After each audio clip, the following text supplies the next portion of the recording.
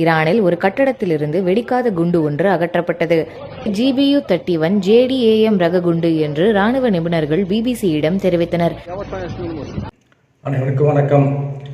இந்த குண்டை மீது போட்டிருக்குது அமெரிக்கா.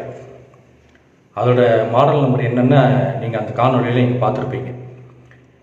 இந்த குண்டோட மதிப்பு கிட்டத்தட்ட 20 லட்சத்துலேருந்து 30 லட்சம் வரைக்கும் வருதான் ஒரு குண்டோட வேலை.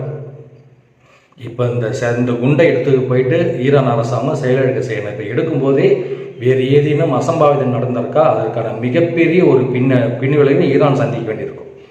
இது எதுக்கு இங்கே குறிப்பிட்ட அப்படின்னா, இந்த ஒரு குண்டு மட்டும் இல்லை, இதை மாதிரி பல லட்சக்கணக்கான குண்டுகள் உற்பத்தி பண்ணி ஒரு குண்டோட விலை மட்டுமே 20 லட்ச ரூபானா, இந்திய ரூபாய் மதிப்பே இல்லை, குறைஞ்சபட்சம் 20 லட்ச ரூபானா அப்போ எத்தனை ஆயிரம் கோடி இந்த போருக்காக அமெரிக்காவும் இஸ்ரேலும் செலவு பண்ணது பாருங்க.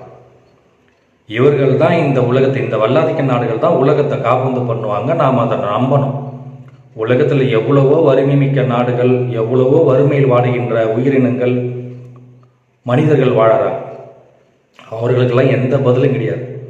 இப்போ நீங்கள் இந்த ஒரு போரில் ஒன்று குறிப்பாக கவனிச்சிருங்களா, கடந்த பல போர்கள் அனைத்திலுமே இவர்கள் பெருமையாக பேசிப்பாங்க. ஐ எம் ஒயிட், நாங்களாம் வெள்ளையர்கள், நாங்களாம் பெருமை மிக்கவர்கள் அப்படின்னு பேசிப்பாங்க.